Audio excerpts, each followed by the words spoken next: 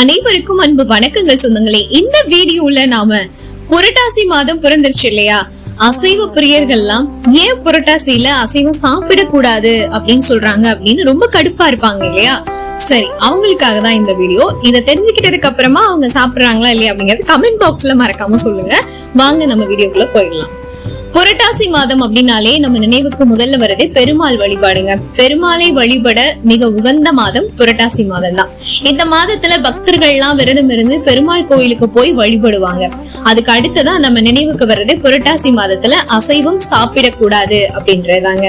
எல்லா மாதங்கள்லயுமே விரதம் இருந்து கோவிலுக்கு போனாலும் புரட்டாசி மாதம் மட்டும் ஏன் அசைவ உணவை தவிர்த்துடுறாங்கன்னு தெரியுமா? புரட்டாசி மாதத்துல வெயிலும் காத்தும் குறைஞ்சு மழை பெய்ய ஆரம்பிக்கும். இவ்வளவு மாதமா வெயிலால சூடாகி இருந்த பூமி மழை நீரை ஈர்த்து வெப்பத்தை குறைக்க ஆரம்பிக்குமா. இந்த மாதம் சூட்டை கிளப்பி விடக்கூடிய காலம் அப்படின்னு சொல்லுவாங்க. இது வெயில் கால வெப்பத்தை காட்டிலும் கெடுதல் தரக்கூடியது. இந்த நேரத்துல அசைவம் சாப்பிடுறது உடல் சூட்டை அதிகப்படுத்தி உடல் நலத்தை பாதிக்கும், வயிறு சம்பந்தமான பிரச்சனைகளை ஏற்படுத்தும். அதனாலதான் புரட்டாசி மாதத்துல அசைவத்தை ஒதுக்கி வச்சாங்க நம்மளோட முன்னோர்கள். அது மட்டும் இல்லாம சரிவர பெய்யாத மழை, திடீர் வெப்ப மாறுதல், இது எல்லாமே நோய் கிருமிகளை உருவாக்கிடும். அதனால காய்ச்சல், சளி தொந்தரவு எல்லாம் அதிகரிக்கும். இத துளசி என்ன பண்ணும்னா கட்டுப்படுத்தும். இதுக்காக தான் புரட்டாசியில விரதம் இருந்து அசைவத்தை ஒதுக்கி பெருமாள் கோவிலுக்கு போகிற வழக்கத்தை ஏற்படுத்தினாங்க நம்ம முன்னோர்கள். ஆன்மீக காரணம் என்னன்னு பாத்தீங்கன்னா, ஜோதிடத்துல 6வது ராசியாக கன்னி ராசி இருக்கு.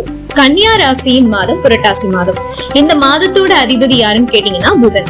புதன் மகாவிஷ்ணுவோட சொரூபம். அதாவது புரட்டாசி மாதம் பெருமாளுடைய மாதம் அப்படின்றதுதான். புதன் சைவத்துக்குரிய கிரகம் அப்படின்றதுனால புரட்டாசி மாதம் அசைவம் சாப்பிடக்கூடாது. மேலும் பெருமாளை நினைச்சு விரதம் இருந்து துளசி நீர் குடிக்கணும் அப்படின்னு சாஸ்திரமும் சொல்லுது.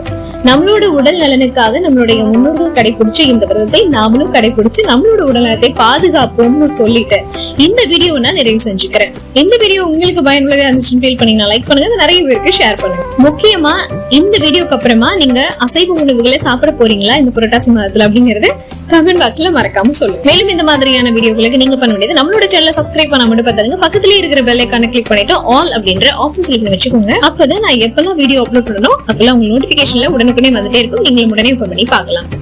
ஓகே பாசக்கருப்புலேஸ், திரும்ப உங்களை நான் அடுத்த ஒரு அருமையான வீடியோட சந்திக்கிறேன். Until then, signing off. This is me Karthi from RJ Karthika channel. Thank you so much. Bye bye. Take care. மீண்டும் சந்திக்கலாம் சொந்தங்களே. நம் சந்திப்புகள் அனைத்தும் சந்தர்ப்பமாகும் பொழுது அதுவரை நன்றி, வணக்கம்.